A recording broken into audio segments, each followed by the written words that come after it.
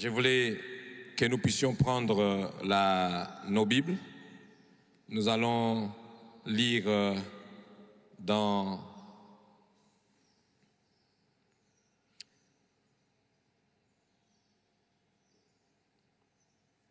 Apocalypse chapitre 3, versets 14 à 22.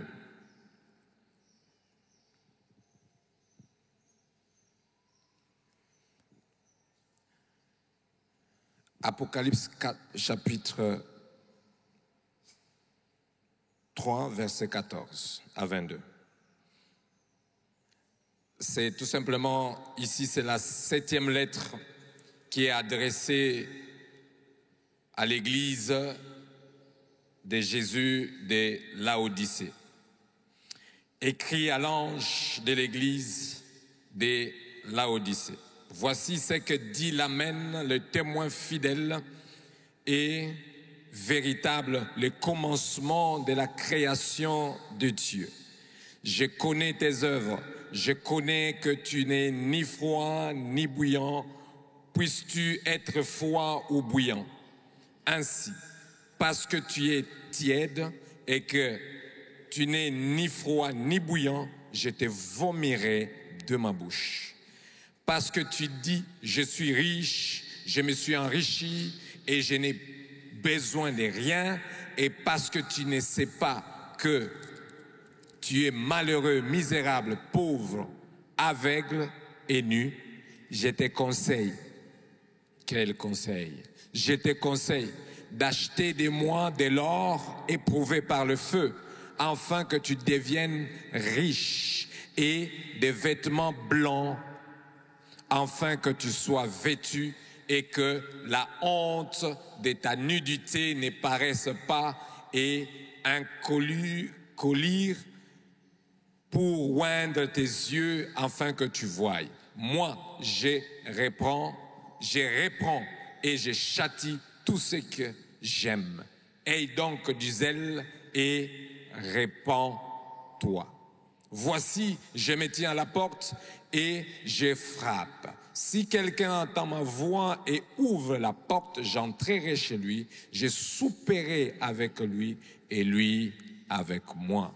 Celui qui vaincra, je le ferai asseoir avec moi sur mon trône, car moi, j'ai vaincu et je me suis assis avec mon Père sur mon trône. Que celui qui a des oreilles entende ce que l'Esprit dit aux églises. Amen.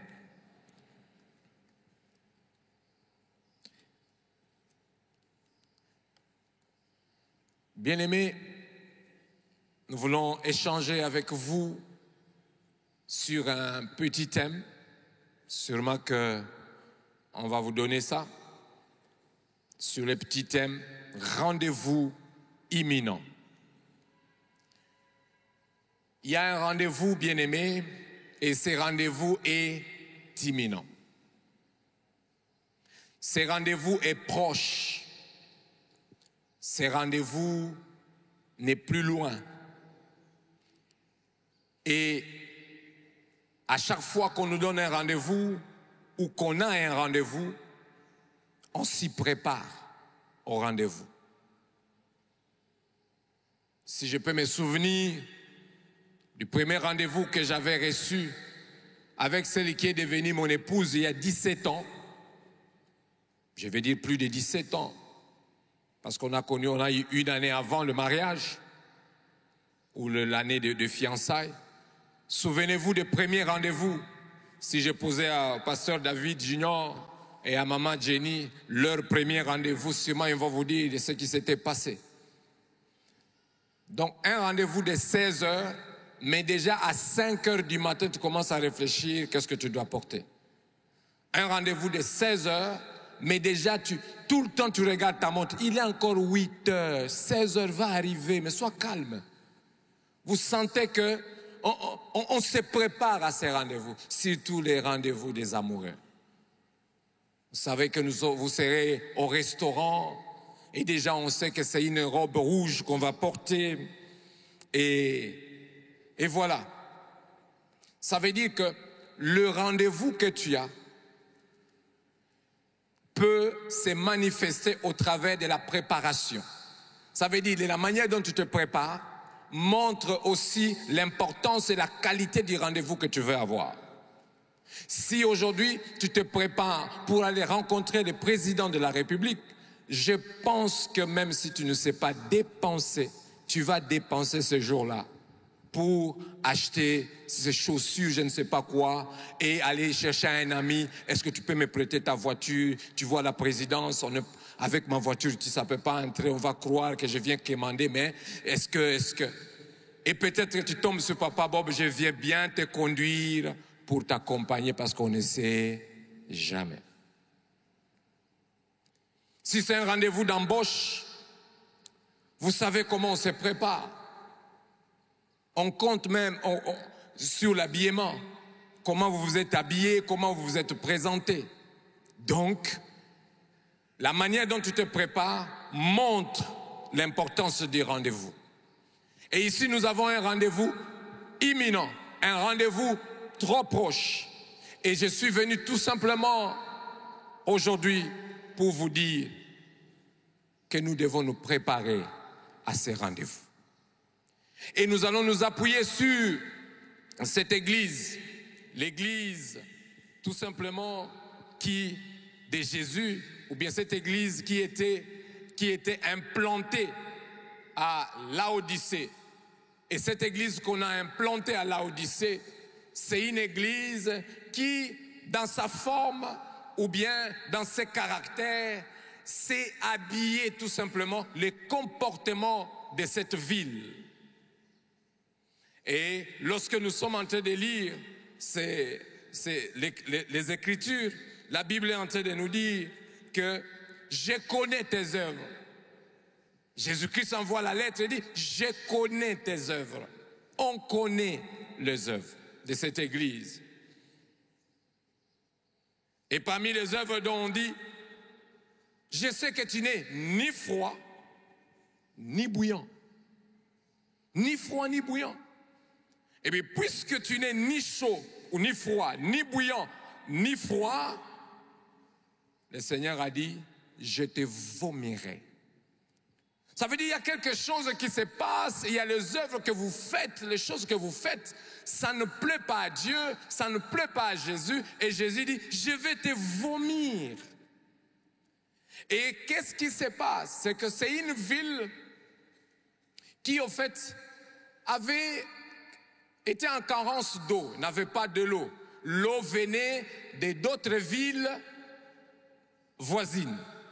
Et ça devait prendre 10 kilomètres.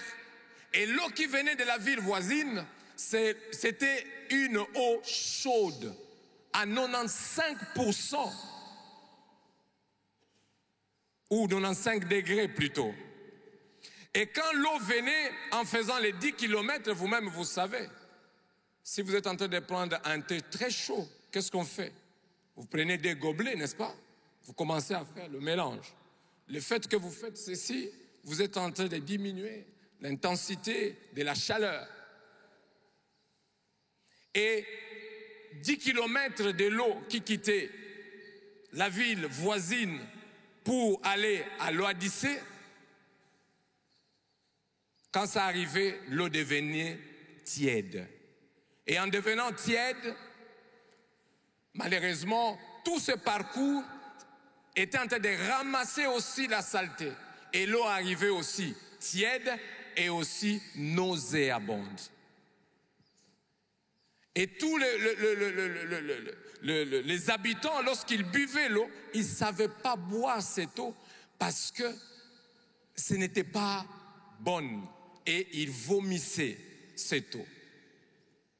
Et Jésus-Christ, ici dans cette lettre, il est en train de dire que je vais te vomir. Ça veut dire que la façon, ou bien quand je te regarde, quand je te vois, tes œuvres ne me permettent pas de rester longtemps avec toi et ne peut pas me permettre de vivre avec toi, je te vomirai.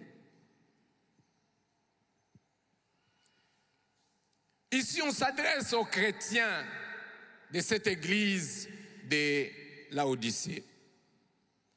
Et c'est une lettre qui nous concerne aujourd'hui, où nous allons essayer de faire les parallélismes, ou tout simplement, nous allons essayer de comparer cette église et l'église d'aujourd'hui.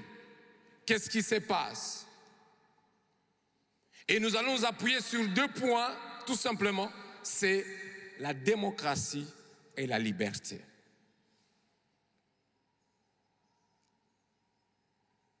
Mais le but de mon message,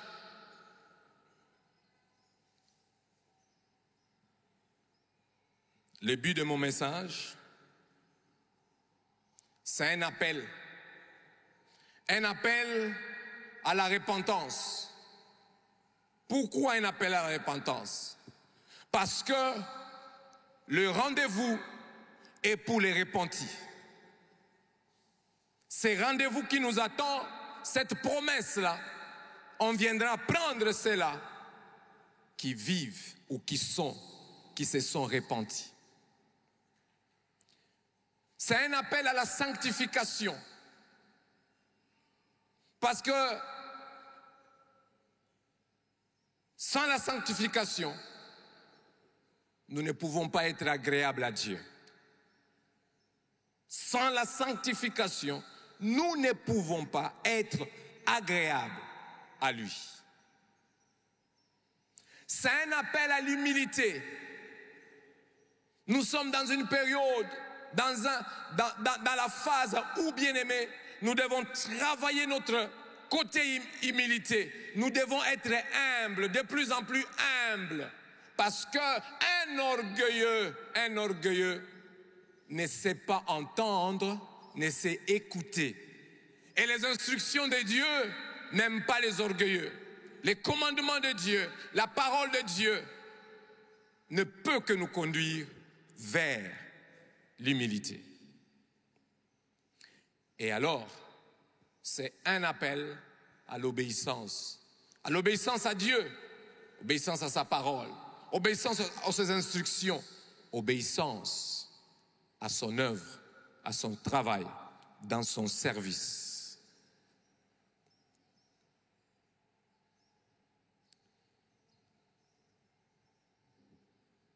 Une ville prospère, Laodicée.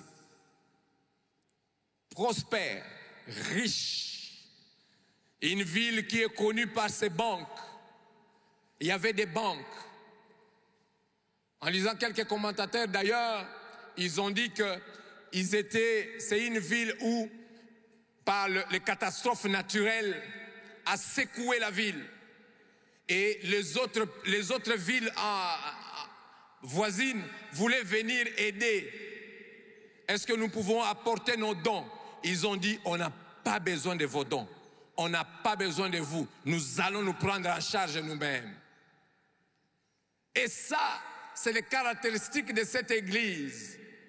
Où l'église pense se suffire. Où les chrétiens, vous pouvez trouver les chrétiens, on veut vous aider, il a besoin de l'aide, mais il refuse. Il s'est dit, il va se battre, il va se débrouiller seul. Et Jésus est étonné. Il dit, je vous vomirai. Il avait des industries. Grâce à ces industries textiles, c'est pourquoi aujourd'hui, ne soyez pas étonnés de voir qu'en Turquie, parce que c'est une ville qui aujourd'hui, nous pouvons parler de la Turquie, et il y a des beaux vêtements qui viennent là-bas. Beaucoup n'en vont plus en Chine, commencent à aller vers la Turquie, tout le monde. Il semble que c'est beau là-bas. Que Dieu aide aussi ma femme à y arriver. Tu vas y aller? Merci. Des Goma en Turquie. C'est bien. Et aussi la médecine a évolué. La médecine plutôt. Il y avait des bons médecins et ils fabriquaient des médicaments pour leurs habitants. Et la description de cette église, de cette 7e église de Jésus, c'est pratiquement a pris le caractère de la ville où il est de la ville où elle est installée. Est-ce que je peux dire que c'est la chose qui nous arrive aujourd'hui? La description de nos églises de la RDC reflète tout simplement le comportement de la République démocratique du Congo. Est-ce que je peux dire le comportement des chrétiens, des fidèles, de Jésus? C'est pratiquement le comportement des Congolais. Nous sommes les premiers ici à se lamenter par rapport à ce qui se passe dans la ville, ou la manière dont la ville est. Mais bien aimés, si aujourd'hui nous tous tels que nous sommes là, on se décide un dimanche de venir ici, on ne prie pas, chacun porte des gants, salopettes, tabliers, nous envahissons de l'autre côté jusque là-bas, que nous puissions ramasser tout, que nous puissions enlever tout ce qui est saleté. Vous pensez que cette vie ne va pas changer?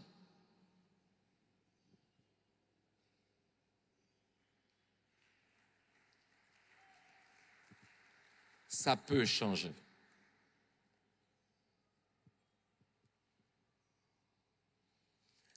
L'église d'aujourd'hui, c'est une église qui se veut démocratique. L'église d'aujourd'hui, c'est une église qui se veut libre. Les chrétiens d'aujourd'hui sont des chrétiens démocratiques. Des chrétiens démocratiques. Ce sont des chrétiens qui prônent la liberté, qui désirent la liberté, qui veulent la liberté. Je suis libre, je dois vivre librement comme je veux, que personne ne me dise quoi que ce soit.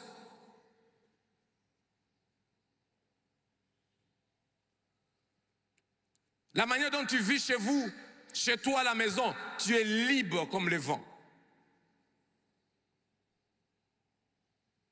Si je regarde les couples ici, des couples, ils cherchent la démocratie dans la maison et la liberté. Allô? Oui? Tu es où? Pourquoi tu me poses cette question? Tu commences à me contrôler depuis quand? Ah. Je voulais seulement savoir si tu étais en ville pour que tu amènes du pain aux enfants. Donc toi, tu ne sais pas acheter les pains là-bas au coin. Ok.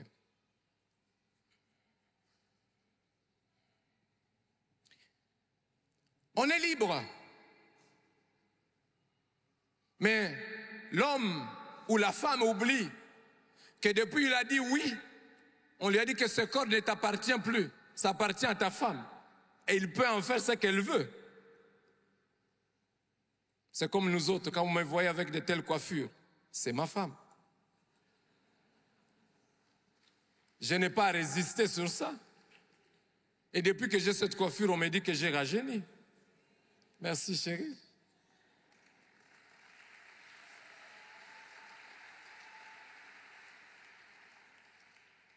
Mais toi,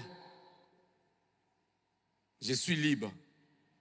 Quand on était chez nous, papa ne nous disait pas ça. Rentre chez vous.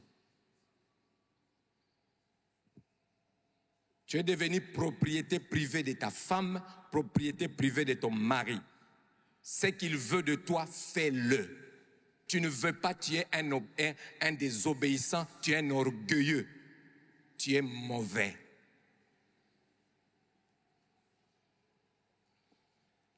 Et les jours où elle va te vomir, c'est nous qui allons en pâtir, le pasteur. Pasteur, Sunganga Pesa, Madame Alinga Kimangai, pasteur, non. Alléluia. La liberté. La liberté est maintenant très favorisée. La démocratie et la liberté favorisée. Et nous devons le savoir.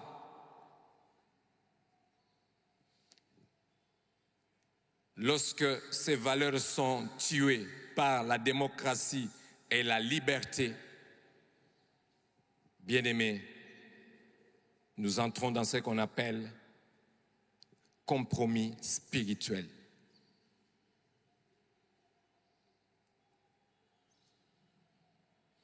Je vais partager avec vous 5 choses à connaître sur l'Église. Et de ces 5 choses à connaître sur l'Église de Laodicée, nous allons tirer quelques leçons qui peuvent nous aider à nous préparer au rendez-vous imminent. Parce que Jésus revient bientôt. Je pouvais même dire, on finit par ici, on commence à prier. Parce que le mot, tout simplement cette promesse que Jésus revient bientôt, ça devrait chaque fois quand tu y penses, te remettre sur le chemin de la crainte de Dieu, de l'obéissance, de l'humilité et de la suffisance en Dieu.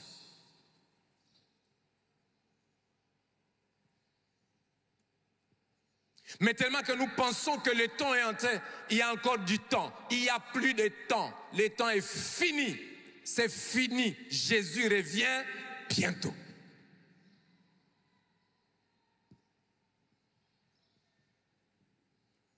Est-ce que je peux vous dire que nous sommes en train de passer au moment de prolongation? Quelle est l'attitude, vous qui suivez le match, quand il y a prolongation? Quelle est l'attitude des supporters dans le terrain et même des joueurs? Tous ceux qui deviennent pressés, c'est comme s'ils sont énervés. Et c'est tous les joueurs, même ceux qui sont au pourtour, c'est comme si tout le monde est déjà dans le terrain. Qui va marquer en premier?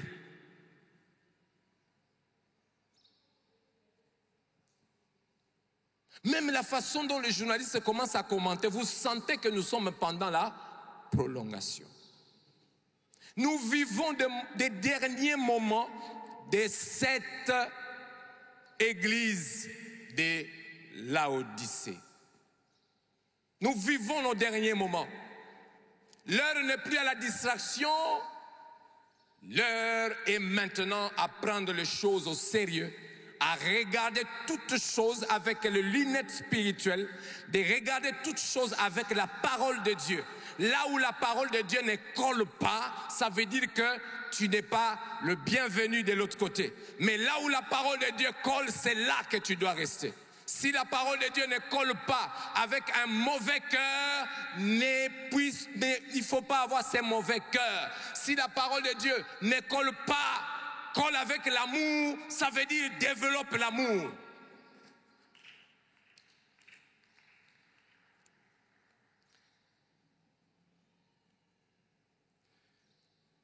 Ici, nous venons de voir dans Apocalypse 15, verset 16. Je connais tes œuvres. Sa partie, la dernière partie dit que tu n'es ni froid ni bouillant. Je te vomirai de ma bouche. Je te vomirai de ma bouche. Parce que tu es tiède.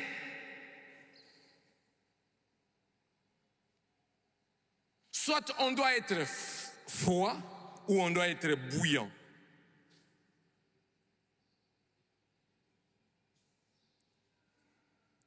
Mais l'Église est reprochée le fait d'être tiède. Et cette tiédeur spirituelle veut dire quoi?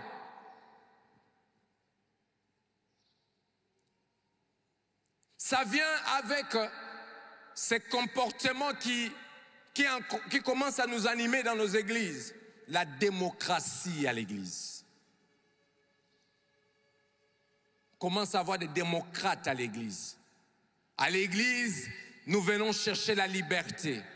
On devient libre.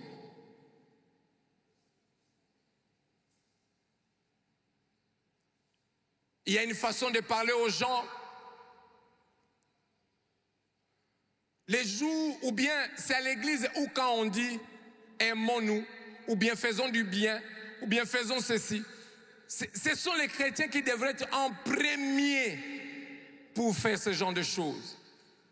Mais aujourd'hui, ceux qui détruisent les gens, les autres, ce sont des chrétiens.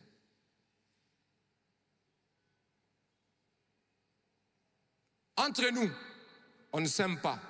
Entre nous, on est en train de s'empoisonner. Je croyais que c'était beaucoup de l'autre côté. De l'autre côté, c'est où? À Goma. Mais je me rends compte qu'à Goma, c'est mieux qu'ici.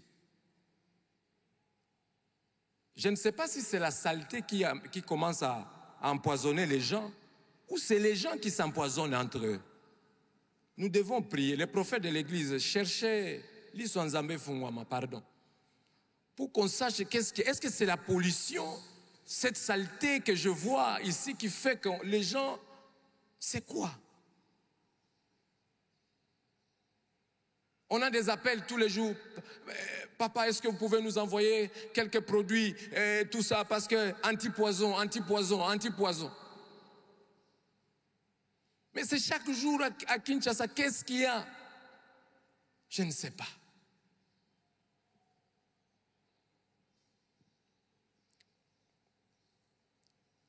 Bien-aimés, à l'église,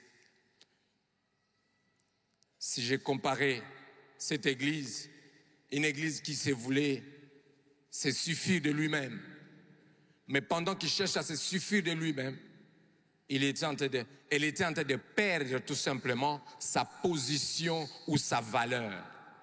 Et l'église d'aujourd'hui a perdu sa valeur à cause tout simplement de la recherche de la démocratie, de la liberté, de la recherche de faire ce que je veux comme je veux.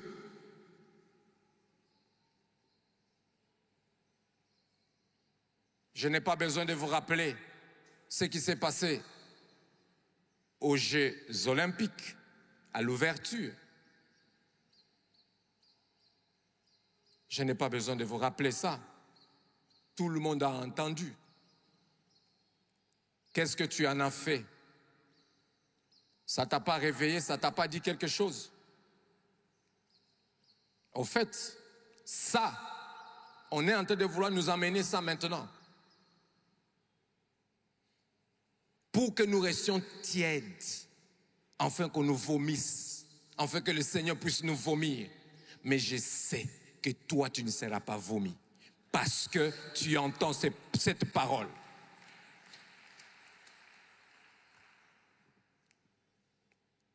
La démocratie et la liberté peuvent parfois nous amener à penser que nous n'avons besoin de rien, y compris Dieu.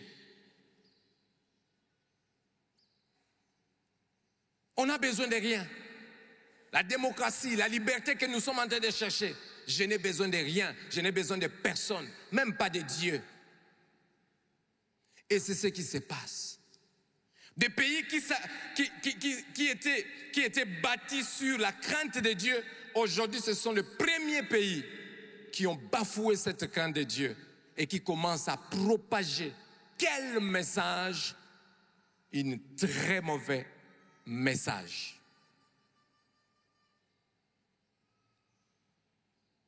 Nous sommes en danger. Mais il faut le savoir, c'est un bon signe. Ce qui se passe, c'est un très bon signe que nous sommes dans le bon, que maintenant, notre rendez-vous est imminent. Il va venir, Jésus revient bientôt.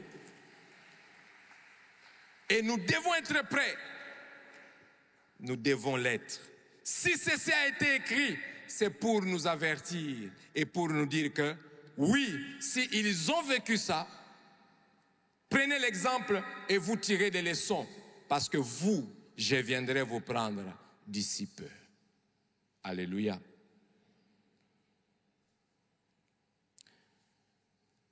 Cette église, lorsque nous lisons, nous sommes au livre, au verset 17e du chapitre 3 d'Apocalypse. C'est une église qui se vante. C'est une église riche, prospère. C'est une église qui s'est enrichie. C'est une église qui se tape la poitrine. C'est une église qui dit qu'il n'a besoin de rien. Mais j'aime la manière dont on décrit cette église. c'est que tu as oublié que tu es malheureux, misérable, pauvre, aveugle et nu. Tu n'as rien. Ça veut dire que c'est une église qui vit dans l'illusion tout simplement de la richesse et de l'autosuffisance. Combien de nous pensent qu'il est riche? Combien parmi nous, ils se disent qu'ils sont riches? Combien de pays aujourd'hui, ils se plaignent comme des pays riches? À cause de ce qu'ils sont capables de faire. À cause de leurs bombes atomiques ou bombes nucléaires. Si aujourd'hui nous aussi nous construisons notre bombe nucléaire ici en RDC, nous serons comptés parmi les pays les plus riches et les plus dangereux du monde.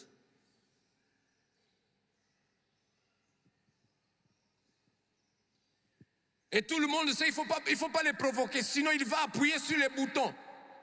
Et tout le monde va disparaître. En attendant qu'on appuie sur ces boutons-là, avant qu'il n'appuie sur les boutons, Jésus sera déjà revenu.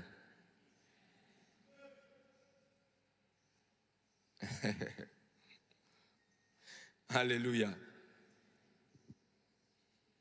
Nous sommes dans un monde où on pense que la réussite est matérielle. La réussite, la richesse est matérielle. C'est ça dans le monde où nous sommes aujourd'hui. Et on s'est dit, c'est ça la bénédiction.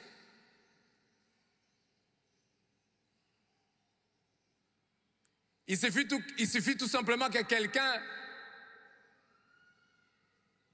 il roulait, il marchait à pied, mais voilà, après quelque temps, on le trouve avec une belle voiture, et on dit, ah mon cher, tu es béni, hein? Ah bien mon cher, Dieu nous fait grâce. Il a volé. Il a détourné. Il a tué quelqu'un.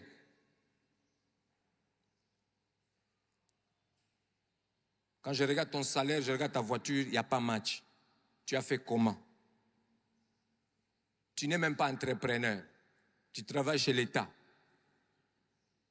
Numéro matricule, à peine tu viens de l'avoir. Tu n'as ni ancienneté. Tu n'es pas béni. Tu es pauvre, misérable, malheureux. Tu es nu. C'est la Bible.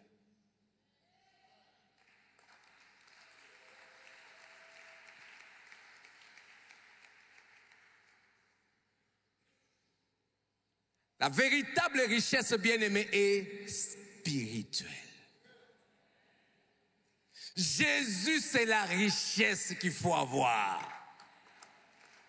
C'est la richesse. En lui, tout est concentré en lui. On a Jésus, on ne manque de rien. Il n'y a pas une grande richesse comme la paix. Il n'y a pas une grande richesse comme l'amour. Il n'y a pas une grande richesse comme la joie. Il n'y en a pas. Riche, mais tu ne sais pas dormir dans ta maison.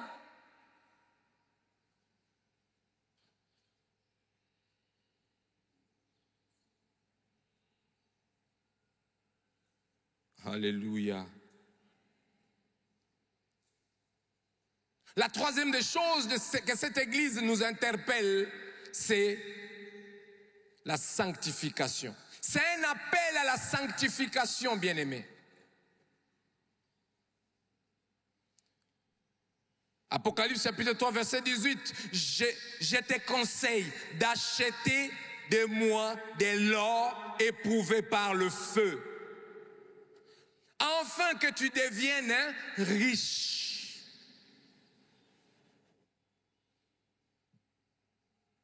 C'est un appel à la sanctification. Sans la sanctification, personne ne verra le Seigneur. Personne ne verra le Seigneur. La Bible dit dans 1 Thessaloniciens chapitre 4 verset 7, la Bible dit, car Dieu nous a appelés à ne nous a pas appelés à l'impureté, mais à la sanctification. Dieu, Jésus est venu nous sortir de l'impureté, nous sortir de la saleté, nous sortir du péché. Et il nous a lavés avec son sang et il nous a présentés devant le Seigneur. Et quand Dieu nous a vus, il nous a déclarés justes à cause de Jésus. Et c'est ça l'état que nous devons garder, que nous devons avoir.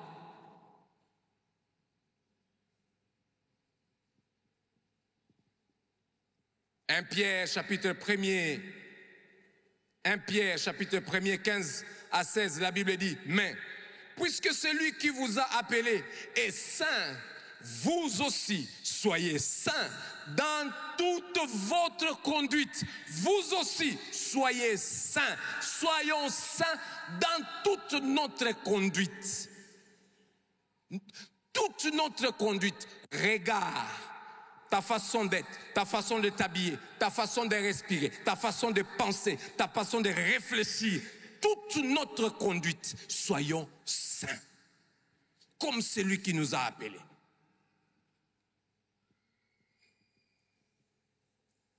Si maintenant Dieu, dans sa souveraineté décidée, à ce qu'il ouvre nos cœurs ici, bien-aimés, je suis sûr, tu vas fuir ton voisin.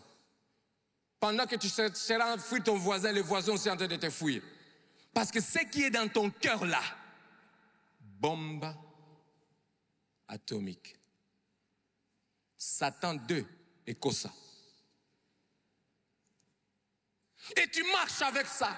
Et tu es fier. Il a dit ceci que je puisse vous le dire. Il va vous vomir.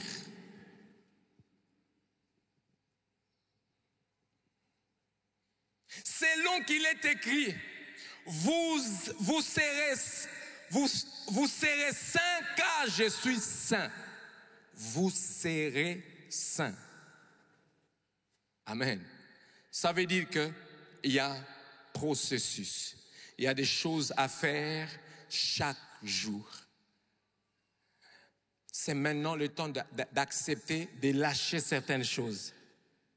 Vous lâchez et vous récupérez certaines choses. C'est le moment d'accepter de ne plus dire n'importe quoi, de ne plus faire n'importe quoi, de ne plus s'habiller, je vais dire n'importe comment, de ne plus aussi fréquenter n'importe qui. Ce n'est plus le moment où vous devrez être influencé, c'est le moment où vous devez influencer. La vie de sanctification, c'est une vie qui influence la vie impure. Toute vie de sanctification a le pouvoir, les capacités d'influencer une vie impure. Pourquoi tu es autant influencé? Il y a quelque chose qui ne va pas. Oh, c'est celui qui... vraiment, je ne sais pas comment on est arrivé là-bas. C'est celui qui... Il n'y a rien dans ton cœur. Tu étais déjà disponible et disposé pour ça. Mais lorsqu'on a une vie de sanctification, lorsque ça arrive, la vie de sanctification, c'est comme nos paupières. Lorsqu'il y a tout simplement quelque chose qui veut venir, la première des choses, sans que toi tu ne le veuilles, l'œil fait quoi? Ça ferme. Et la vie de sanctification, parce qu'il est là, quand tout simplement quelque chose veut venir, lui déjà, il a mis des barricades tout autour de lui. L'infiltration est difficile. Pourquoi nous sommes infiltrés? Parce que nous sommes disponibles. Nous sommes comme eux. Ils n'ont pas la vie de sanctification. Nous sommes comme eux. Écoutez ceci. 1 Thessaloniciens chapitre 4 verset 3. Ce que Dieu veut, c'est votre sanctification. Abstenez-vous de l'impureté. Dieu ne nous a pas appelés à l'impureté, mais à la sanctification. Peuple de Dieu, qu'est-ce que je peux encore vous dire, si ce n'est que vous rappeler ces choses dans Hébreux chapitre 12, 14. Recherchez la sanctification sans laquelle nul ne verra le Seigneur. Qui veut voir le Seigneur? Sanctifie-toi. Qui attend ce rendez-vous imminent? Sanctifie-toi.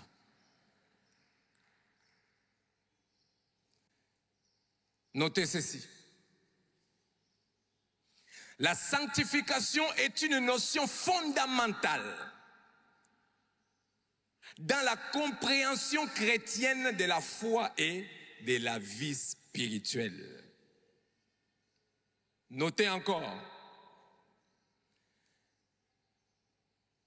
La sanctification se rapporte au processus par lequel le croyant ou les chrétiens ou enfants de Dieu, un disciple, sont progressivement transformés à l'image de Christ grâce à l'œuvre du Saint-Esprit dans notre vie. Il vous est avantageux que je m'en aille. Quel avantage! C'est un avantage d'avoir le Saint-Esprit. C'est un avantage.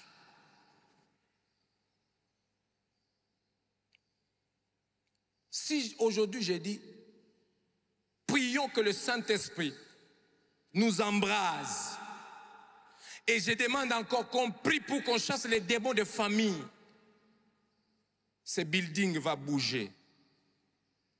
Mais pour demander le Saint-Esprit,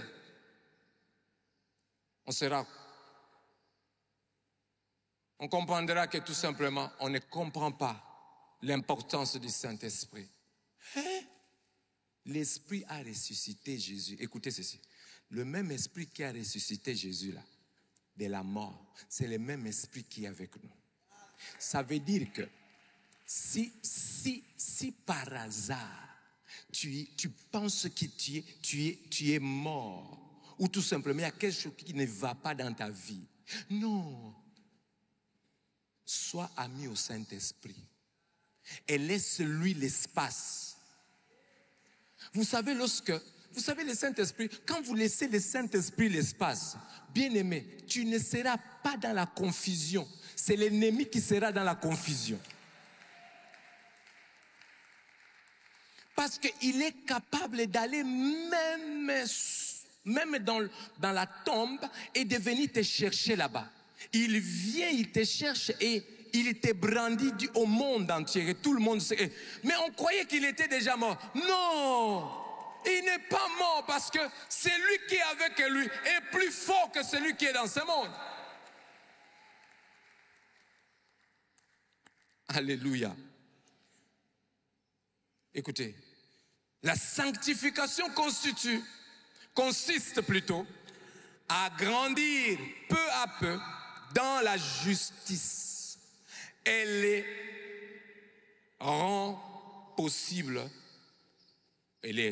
possible ou bien elle est rendue possible par le travail du Saint-Esprit.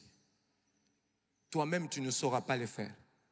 C'est sanctifier chaque jour. Ça risquerait de tes propres efforts. Mais laisse-lui t'aider. Parce qu'il est le conseiller. Il est celui qui nous dirige dans toute la vérité. Il est celui qui connaît notre lendemain. Il peut te dire, mets le pied. Tu mets le pied. Ne mets pas les pieds. Ne mets pas les pieds. Réveille-toi à 5 heures. Tu te réveilles à 5 heures. Non. Écoute ceci. Il te souffle. Il peut te dire, réveille-toi. Prie pour la nation. Tu pries. Il peut te dire, réveille-toi, prie pour ton église, prie pour ton ministère. Il te dit tout simplement, réveille-toi, prie pour ta femme, prie pour ton mari, prie pour tes enfants. Le Saint-Esprit. Il te donne la direction.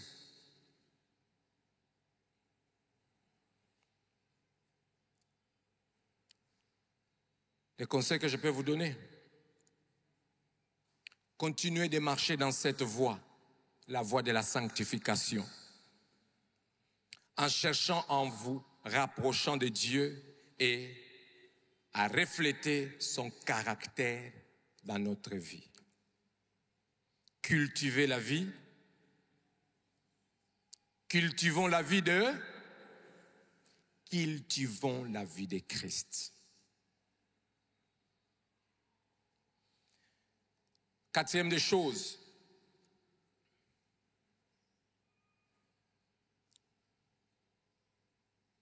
j'aimerais nous rappeler, nous appeler, c'est tout simplement un appel à l'humilité et à l'obéissance.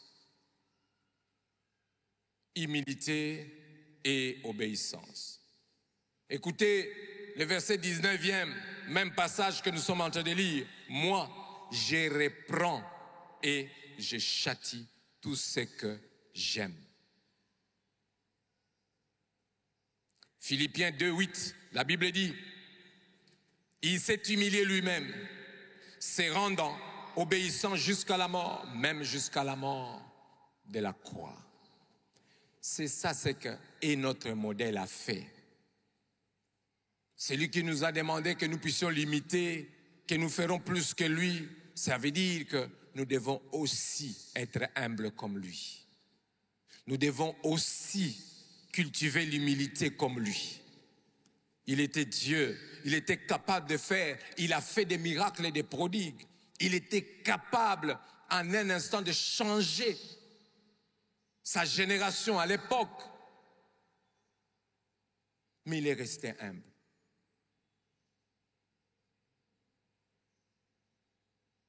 Mais si c'était toi et moi, un peu d'onction seulement.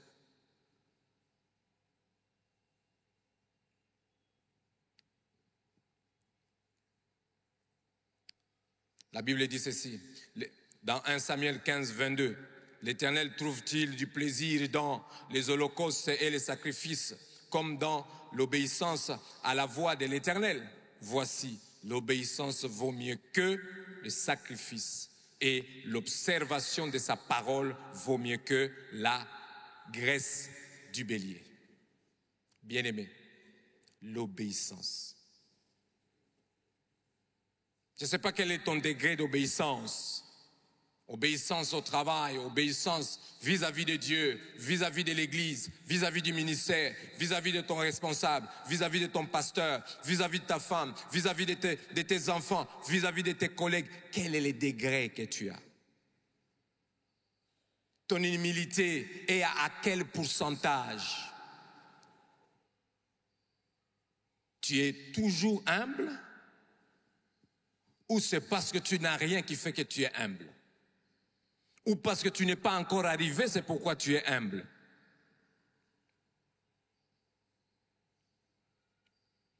L'humilité est une vertu essentielle dans la vie chrétienne. C'est une valeur à rechercher. Vous devez chercher, on doit se battre à rester humble. Éphésiens chapitre 4, verset 1 à 3, ici l'apôtre Paul, tout simplement, il est en train de nous exhorter à marcher dans l'humilité. Et aujourd'hui, je vous exhorte, bien-aimés, marchons dans l'humilité. Quand je regarde la façon dont tu parles aux autres, je me dis, qu'est-ce qui se passe? Quand je regarde la façon dont tu traites les autres, je me dis, qu'est-ce qui se passe?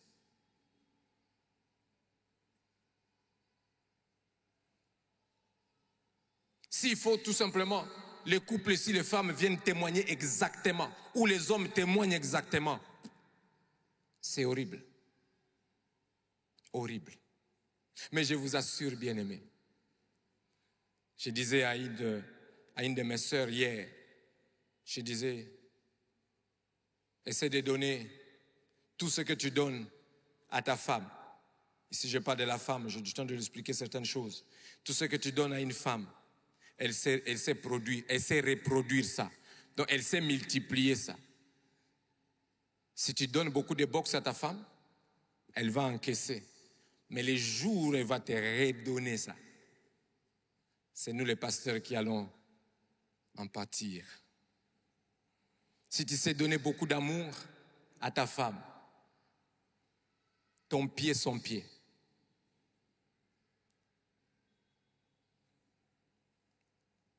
Écoutez, l'humilité, c'est un fondement, bien-aimé, à ne pas négliger. L'humilité est fondamentale. Et nous pouvons définir ça ou bien donner cette signification à l'humilité. Signifie tout simplement notre façon de penser et de juger qui ne doit pas nous amener, nous, qui pensons être humbles, à s'élever au-dessus des autres. L'humilité doit faire de nous des serviteurs et non des chefs. L'humilité doit nous amener, nous rendre, être humbles de plus en plus, même dans nos pensées. Jésus lui-même a été humble, il s'est dépouillé de sa gloire et il est devenu serviteur de tous.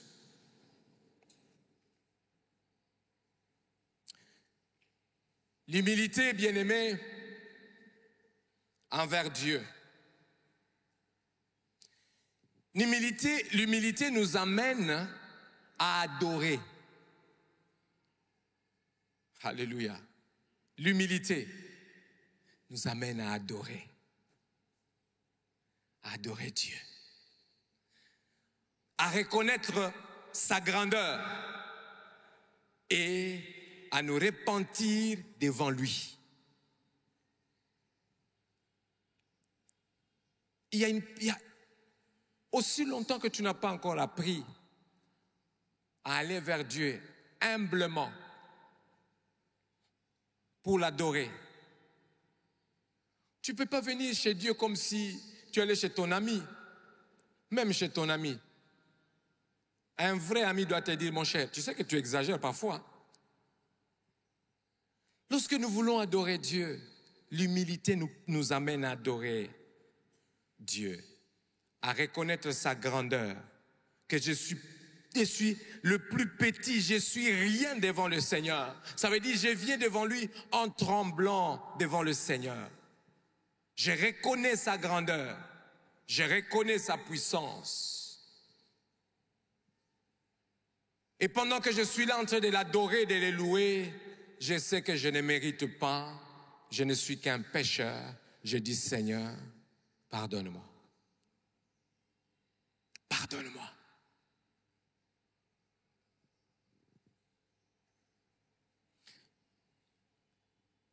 Est-ce que je peux parler aussi de l'humilité dans nos relations?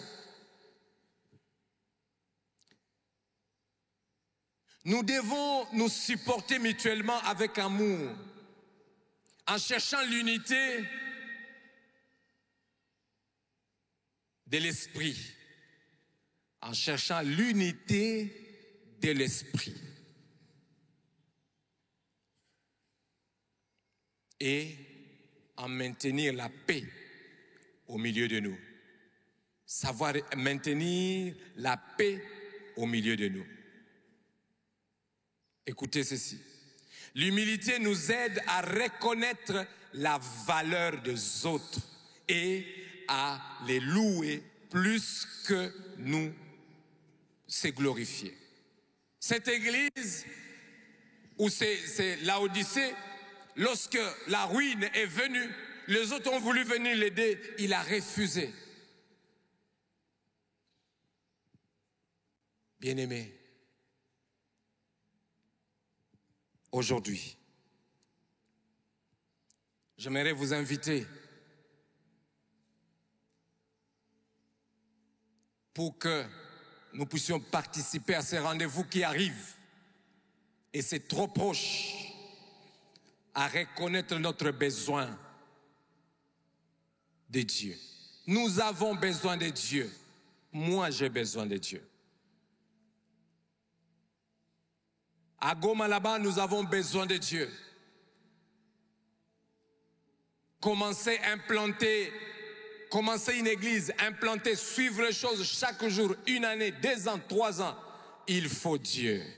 Il faut Dieu. Et j'en ai encore besoin, et j'ai encore besoin de toi, Seigneur. Est-ce que toi aussi tu as besoin de Dieu?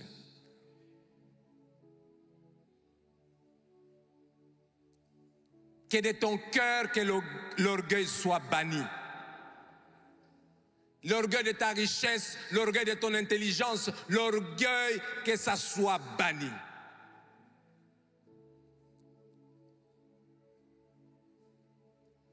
Nous devons nous sanctifier, c'est une décision à prendre.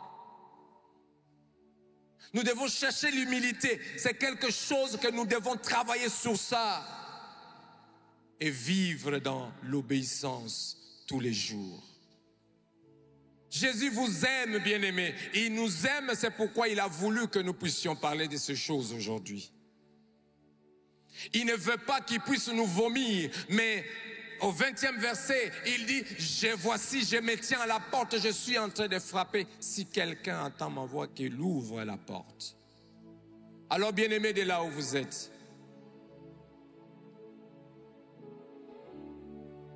est-ce que tu es tiède? Si tu es tiède, il est temps, maintenant, de revenir à Christ. De prendre la décision de venir à Christ. De prendre la décision de le servir, de l'obéir et de rester humble devant lui. De prendre la décision d'aimer les autres comme lui nous a aimés.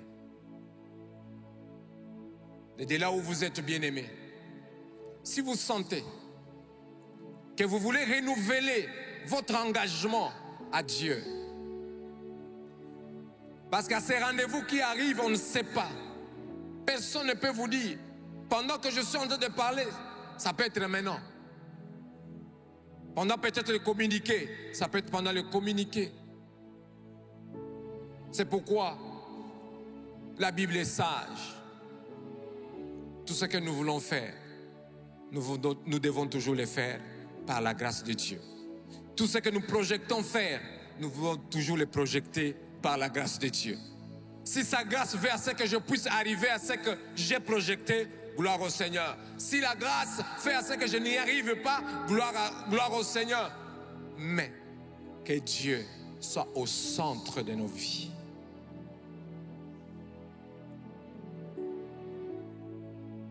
Je connais tes œuvres. Et si tu es là, bien-aimé, j'aimerais t'inviter à tout simplement, si tu veux, pasteur, j'aimerais prendre encore l'engagement. N'aie pas honte. Je vais quitter cette démocratie, je vais abandonner cette liberté que je pensais que c'était une liberté, mais qui était en train tout simplement de me faire perdre les valeurs chrétiennes.